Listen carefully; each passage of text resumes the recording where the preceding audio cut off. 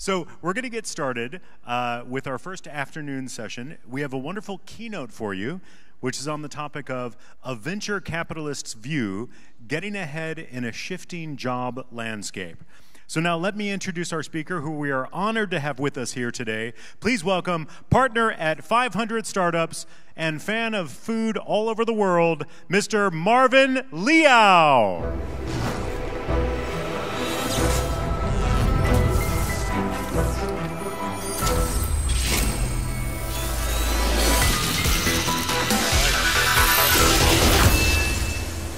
Hi, everyone. Thank you very much for coming back for lunch. Some of you coming back for lunch, but for those who are having lunch, hope you're having a good time. And so I was asked to speak a little bit about the future of work, which I think everyone should care about. And so this is a message of fear and a message of hope. And so I hope this will be helpful for you. And so let me jump into this. So who am I? Why am I qualified to be on this stage right now? My name is Marvin. I'm actually a partner at 500 Startups. I've actually been to Silicon Valley now for close to 20 years, was in startups for many years, was actually a corporate exec at Yahoo for about 10 and a half years, running a big part of the world.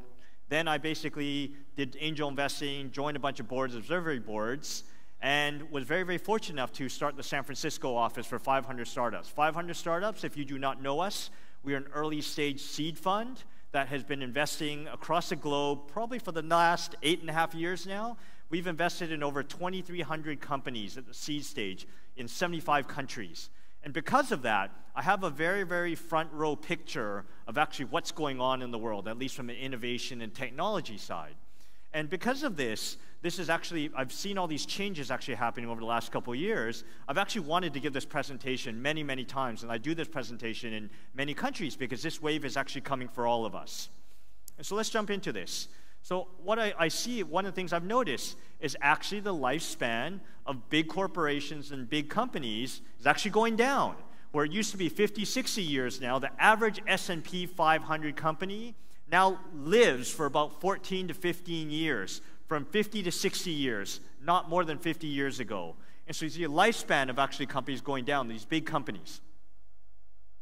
And the reason for this is because of the massive amount of changes that we've actually undergone across the globe over the last 15, 20 years.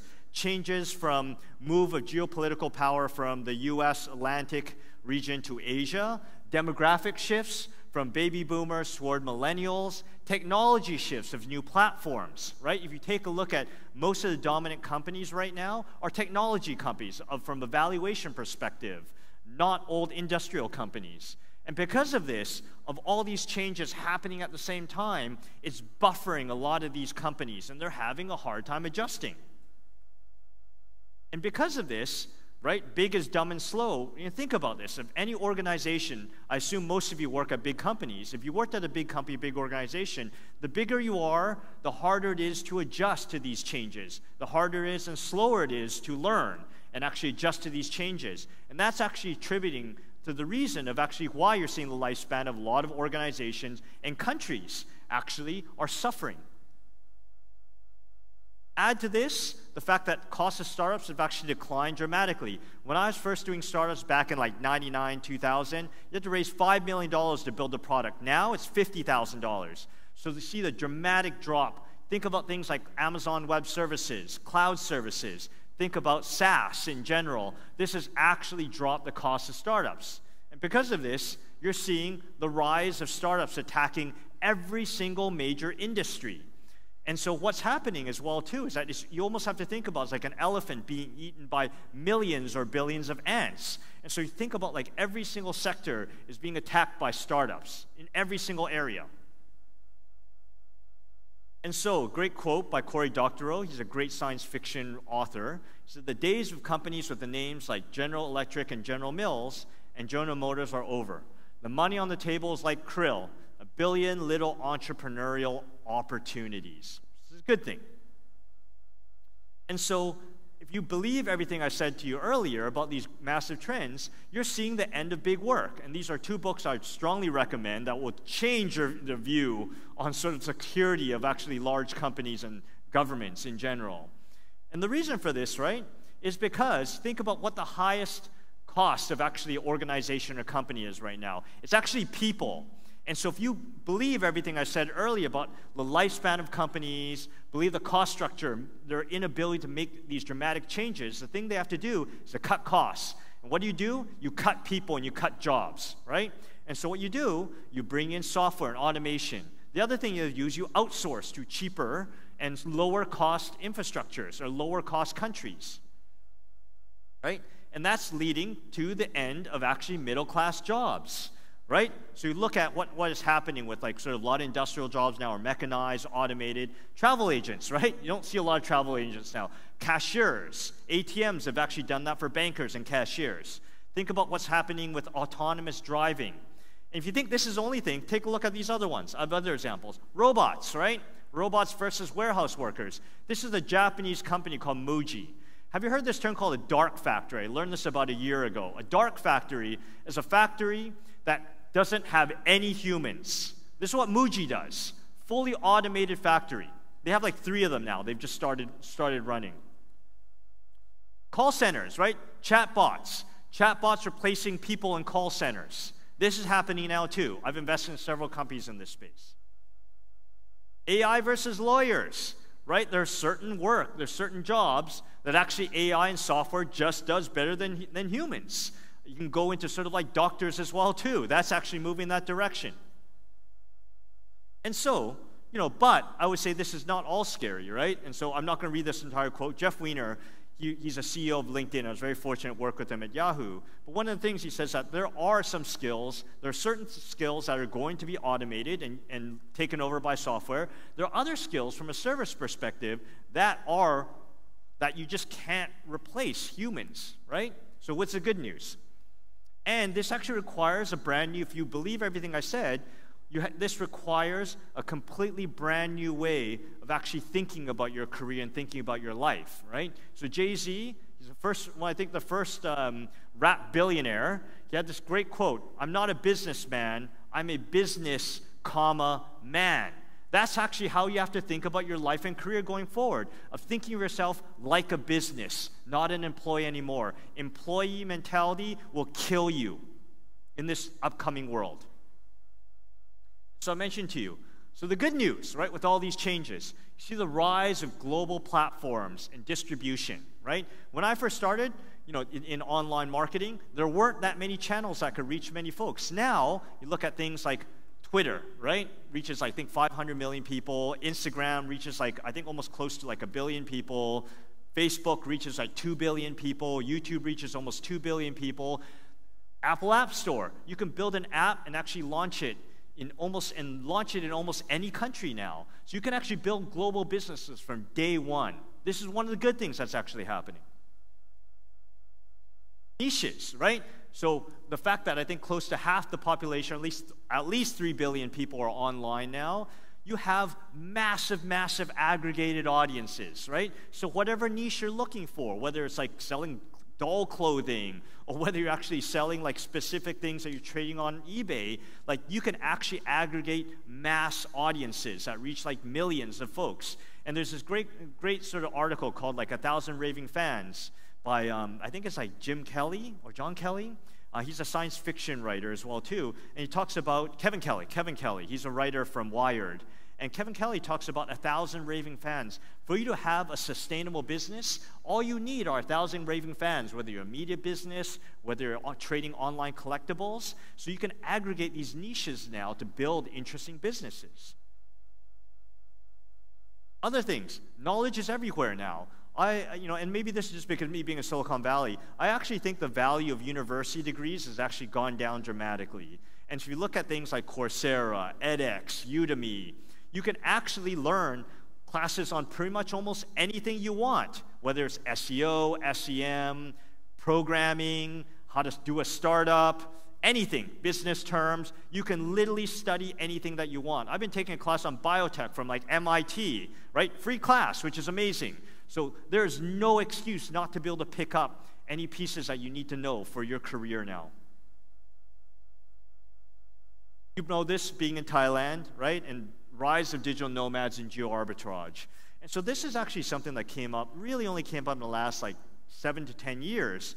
And so this really is due to these specific skills, whether it's like online marketing, programming, drop shipping, blogging. There's a lot of interesting opportunities now that you can actually live in a low-cost structure place and actually sell to a high-cost place. So for example, you're living here in Thailand, living in Eastern Europe, and actually selling to US customers or Western European customers, and actually arbitrage the difference. And so you're seeing a lot of this now. And I actually think that if you take a look at the future of actually the world and future of actually software businesses, most of the businesses are going to be fully distributed, not necessarily in Silicon Valley anymore, at least in the next 10 to 15 years. So this is an interesting opportunity. And the great thing about all this stuff is there are very clear paths forward and frameworks you can actually use. So these are actually 3 books I strongly recommend. Tim Ferriss's 4-Hour Workweek has been around for a long time, but talks to you about how to set up a business and think about geo-arbitrage. Work the System, about scaling. Never Work Again tells you about a bunch of different business models you can adopt anytime now. And so one of my favorite sort of characters, I would say, or maybe influencers, is a guy named Gary Vee. And his career has actually been very, very, very instructive. And the reason why it's been instructive is that this is a guy who inherited, a wine store from his father. And what he did is he discovered a lot of these online platforms. He started using Twitter, started using Facebook, started using YouTube, and actually built like a several $million business into like a $40 to $50 million business. And then not only did he do this, he actually went and leveraged a lot of his knowledge to actually write a bunch of best-selling books. Then he leveraged these best-selling books to actually start an agency that is now doing, I think, close to like $500 million in revenue. He also leveraged his expertise now, not only to get new customers, but also to invest. So he's a very, very well-known angel investor. And I actually think the example I use of Gary is that he's been able to leverage a lot of these platforms and actually become a media person of actually one. And I actually think this is an opportunity all of us are actually leaving on the table. And this is something that we can learn from him. Actually, how do you become a dominant online social media player? Whether it's Instagram, whether it's Twitter, whether it's Facebook or YouTube, there are huge opportunities for all of us now to reach a global audience. And so I'm going to leave you with a couple key lessons. And my presentations tend to be very, very fast and to catch us up on time here. And so number one, if you get anything from my presentation, the key lessons are, number one, learning is earning. The beginning, especially in this day and age when things are changing so fast, you need to focus on actually optimizing for learning because you can always optimize the monetization of this down the road. The second thing is really network is your net worth, right? The people that you meet, whether it's conferences like this, the people that you work with and establish friendships and relationships with, these are the folks that are going to be their leads. These are people going to send you business opportunities, they're going to be potential partnerships, they're going to be potential investors. And so it's very, very, very, very important to develop your network. Third is niche. Focus on specific niches for whatever business that you're in. The smaller the niche, the better it is, the more you can actually own and dominate it. Third, do a lot of side projects, especially if you're actually working in a big company and you're allowed to do this. You should always build very, very diverse, sort of even small sort of revenue streams. And the way I think about this, people talk about the fact that doing startups is actually risky. I actually strongly disagree. I actually think working at a big company or big organization that is going through these massive changes is riskier, right? And so the example I use is if you think about the fact that you're an employee, you have one income stream, right? If you are a startup and you have 5 customers, that's 5 income streams that you have. Which one is riskier? Think about that. Okay, the other thing is you have to build a portfolio of skills and income, right, in line with these side hustles. You should always be doing side hustles. So this is one of the great things in Silicon Valley. I think also partly because it's so expensive. Everybody in Silicon Valley has a side hustle. You could be working as an engineer and doing side projects on Upwork. Or you could be working as an engineer doing angel investments or actually building your own app for some other business. And so this is something, it's not only a great way to make a little bit of extra money, it's also a great way to develop your skills, right? And see what the market is actually looking for and willing to pay for your skills. 6th one is really develop social skills, all right? Super important, right? If you think relationships are important, social skills are something that AI is never going to be able to replace. And last of all, the lesson from Gary Vee is actually you need to leverage a lot of these online media channels. a lot of these social media channels, you can actually build a media company of one. And you need to think and have that mindset of becoming a media company of one. And so last slide I'm going to leave you is a quote from Tim Ferriss, right? The world is changing a lot. And so the point is, the more voluntary suffering you build into your life, the less involuntary suffering will affect your life. And if you think about everything that's happening in the world that's going on right now, all the massive changes in the organizations that we're in, you have to build some level of stability. And the way you build stability is diversify your income and diversify your portfolio of actual skills, right? And this is actually the way you become anti-fragile. And so I hope you found this presentation helpful or interesting. Thank you very much for your time.